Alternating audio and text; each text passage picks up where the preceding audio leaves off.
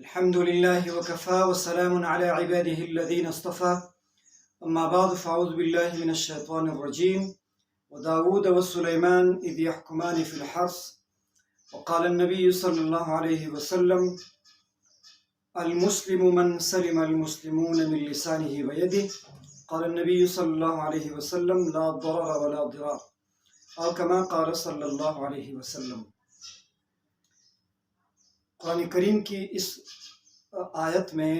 وداود و سلیمان میں ایک واقعہ سلیمان علیہ السلام اور حضرت داؤد علیہ السلام کا ایک واقعہ ہے، اور دو جو احادیث مبارکہ، دونوں احادیث میں ذکر ہے ایک مسلمان کے اچھے اوصاف کی، تو ان سب کو ملا کر ایک مسلمان کی زندگی میں اس کا طرز عمل اور مسلمان کا جو مکمل ڈیفینیشن تعریف ہے، مسلمان کا چال و چلن، مسلمان کی زندگی کے اصول، اس سے متعلق خاص طور پر ٹریفک کے حوالے سے یہ احادیث اور اسی طرح یہ قرآن کی جو یہ آیت ہے یہ اس سے متعلق ہے۔ سلیمان اور داؤد علیہ السلام کے زمانہ میں ایک واقعہ یہ پیش آیا کہ ایک شخص کے جو ریوڑ تھی بکریوں کی، وہ رات کے وقت کسی دوسرے شخص کے کھیت میں وہ گیا، اس کو خراب کیا، تو پھر اس حوالے سے وہ شخص جس کا باغ کھیت خراب ہوا تھا، نقصان پہنچا تھا اس کو، تو وہ صبح حضرت داؤد علیہ السلام کی مجلس میں حاضر ہو کر عرض کیا کہ یا نبی اللہ، یہ مجھ سے میرے ساتھ یہ ہوا ہے، دوسرے فلاں شخص کے قبیلے سے اس کی بکریاں آ کر میرے باغ کو، میرے کھیت کو اس نے خراب کیا۔ تو داؤد علیہ السلام نے جو فیصلہ کیا وہ یہ تھا کہ اس شخص کو بلا کر اس قوم کی، اس کا جو ریوڑ تھی بکریوں کی، اس سے لے کر اس کھیت والوں کو دیا۔ داؤد علیہ السلام کا فرزند ارجمند سیدنا سلیمان علیہ السلام کو پھر بعد میں جب پتہ چلا تو پھر اس نے یہ رائے دی کہ یہ شخص جس نے کھیت کو چرایا ہے اپنی بکریوں سے، تو وہ اپنی جو اس کا ریوڑ ہے بکریوں کی وہ کھیت والوں کے سپرد کر دے، اور کھیت والا جو ہے وہ کھیت دے جب تک کہ وہ کھیت اسی اپنی حالت پر نہ آ جائے، تب تک یہ بکریاں اسی کے پاس رہے، اس سے وہ فائدہ اٹھائے۔ تو اس سے یہ مطلب ہے میرا کہ دونوں حضرات کی رائے تو اگرچہ مختلف تھی اس فیصلے میں، لیکن دونوں کا مقصد اس فیصلے سے اس شخص کو، جو بکری والا شخص تھا، تو اس کو ضامن بنانا تھا۔ اس واقعہ میں، قرآن کریم کی اس واقعہ میں تو یہ صاف واضح صریح یہ ظاہر ہے کہ داؤد علیہ السلام اور سلیمان علیہ السلام نے اس شخص کو ضامن بنایا تھا جس نے دوسرے شخص کے کھیت کو نقصان پہنچایا تھا۔ تو یہ عام اصول اس آیت سے فقہائے کرام محدثین یہ لیتے ہیں کہ اگر کوئی شخص دوسرے شخص کو مالی یا جانی نقصان پہنچائے تو وہ اس کا ضامن ہے۔ نبی علیہ السلام فرماتے ہیں کہ المسلم من سلم المسلمون من لسانہ ویدہ، ایک مسلمان، یہ مسلمان وہ ہوتا ہے کہ جس کے ہاتھ اور پاؤں سے، جس کے ہاتھ اور زبان سے دوسرا مسلمان محفوظ رہے۔ نبی علیہ السلام کی اس حدیث کی روشنی میں یہ بات روز روشن کی طرح واضح ہے کہ مسلمان کو ہر حالت میں دوسرے مسلمان کی ہر چیز کا رعایت لحاظ رکھنا چاہیے۔ اس کو چاہیے کہ کسی دوسرے شخص کو، دوسرے انسان کو کسی قسم کی تکلیف نہ پہنچائے، اور حضور علیہ الصلوۃ والسلام فرماتے ہیں کہ لا ضرر ولا ضرار فی الاسلام، اسلام میں نہ تو ضرر ہے اور نہ ضرار ہے۔ اس حدیث کا مفہوم یہ ہے کہ کسی مسلمان کو یہ کسی حالت میں جائز نہیں ہے کہ دوسرے مسلمان کو تکلیف پہنچائے، اور اسی طرح کسی دوسرے شخص کی تکلیف پہنچانے کا سبب بھی نہ بنے۔ اس حدیث سے صرف یہ ثابت، یہ واضح نہیں ہے کہ نقصان پہنچانا جو ہے حرام ہے اسلام میں، بلکہ زمان کا واجب ہونا بھی اسی حدیث سے ثابت ہے، کیونکہ اس میں نہی کے الفاظ سے منع نہیں ہے، بلکہ اگر نہی کے الفاظ سے حضور علیہ الصلوۃ والسلام منع فرماتا تو پھر صرف وہ فعل حرام ہوتا۔ اس میں نفی کا بیان ہے، نفی جنس ہے کہ ہر قسم کا ضرر نقصان پہنچانا، اور اسی طرح ہر قسم کا جو ضرر نقصان ہے پہنچانے کے جو اسباب ہوتے ہیں ان سے دور ہونا۔ اور نبی علیہ الصلوۃ والسلام کے زمانہ میں اسی سے متعلق ایک واقعہ پیش آیا۔ برا بن عازب رضی اللہ تعالیٰ عنہ کا اونٹنی کسی دوسرے شخص کے باغ میں داخل ہوئی۔ دخلت ناقہ علی حائط رجل، کسی شخص کے باغ میں، کھیت میں وہ داخل ہو گئی۔ فافسدت فی، اس کو خراب کیا۔ پھر وہ شخص نبی علیہ الصلوۃ والسلام کے پاس آیا کہ برا بن عازب رضی اللہ تعالیٰ عنہ کا جو اونٹنی ہے اس نے میرے باغ کو خراب کیا ہے۔ فقضا رسول اللہ صلی اللہ علیہ وسلم، نبی علیہ الصلوۃ والسلام نے فیصلہ صادر یہ فرمایا تھا کہ علی ان اہل الحوائط، کہ باغ والوں پر یہ لازمی ہے کہ وہ حفظھا بالنہار، کہ دن کے وقت وہ اپنی باغ کھیت کی حفاظت کرے۔ واما افسدت، اور وہ جو اس نے خراب کیا ہے، المواشی، جو بھیڑ بکریاں ہیں، مواشی ہیں، مویشی جو خراب کرے رات کو، باللیل مذموم علی اہلہا،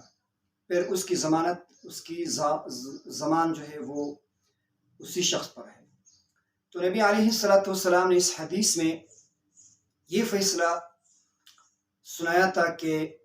رات کو اگر کسی شخص کا ریوڑ کسی دوسرے شخص کے کھیت باغ میں جائے، اس کو خراب کرے، نقصان پہنچائے، تو پھر وہ اسی کا ضامن ہے۔ نبی علیہ الصلوۃ والسلام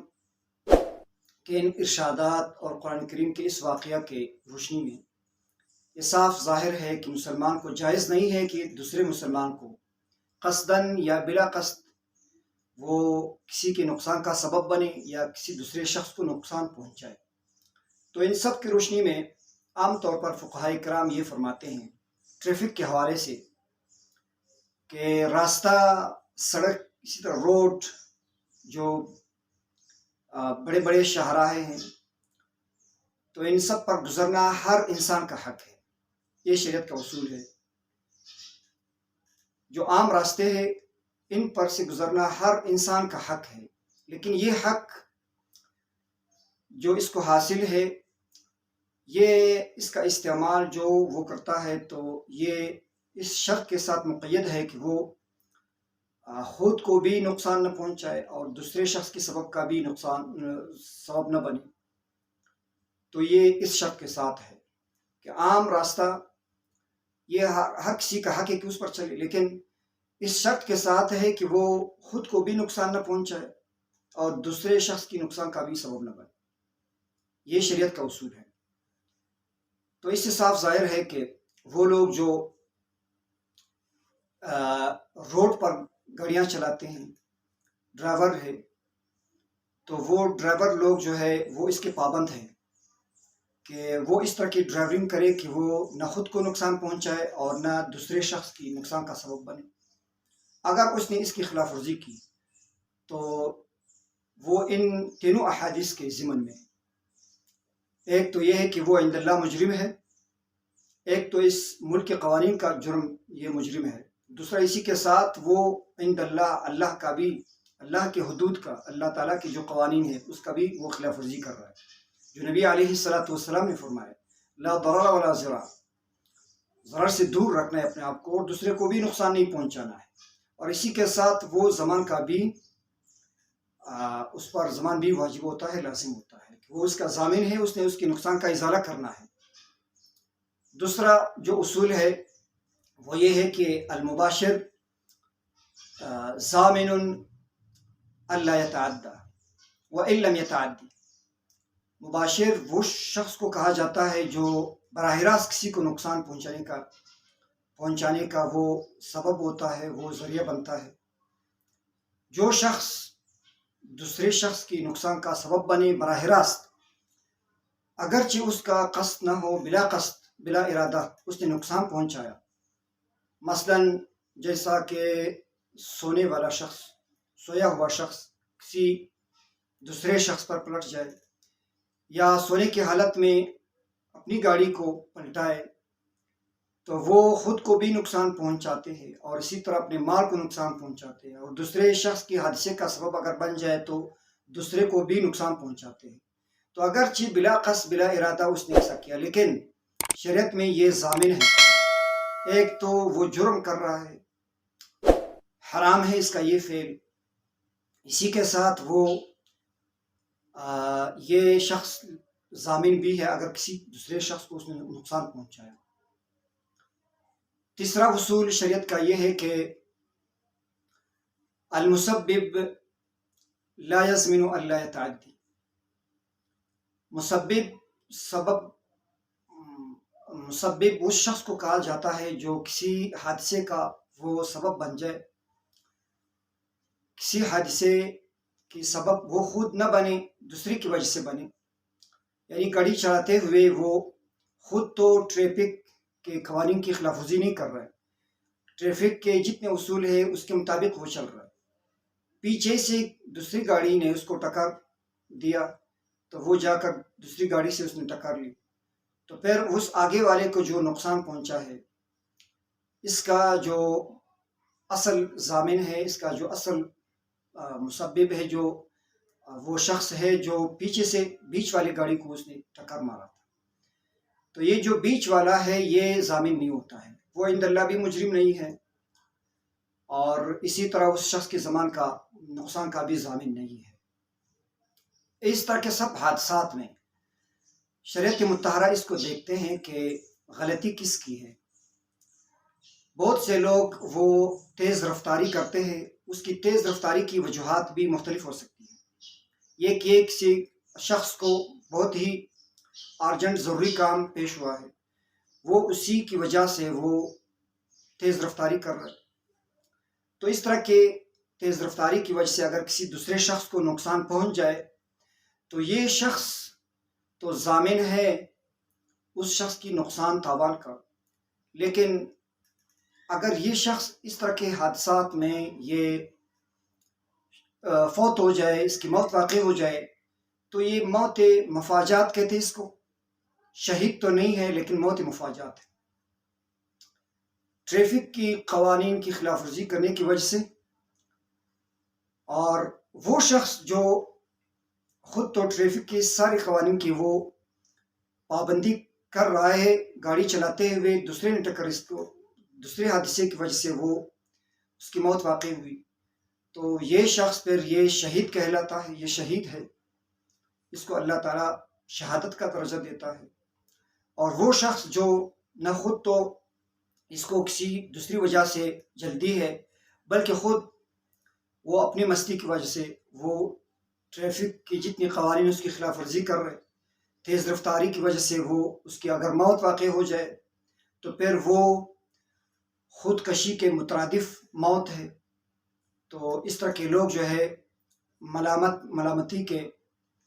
اور اسی طرح یہ لوگ عند اللہ بھی مجرم ہے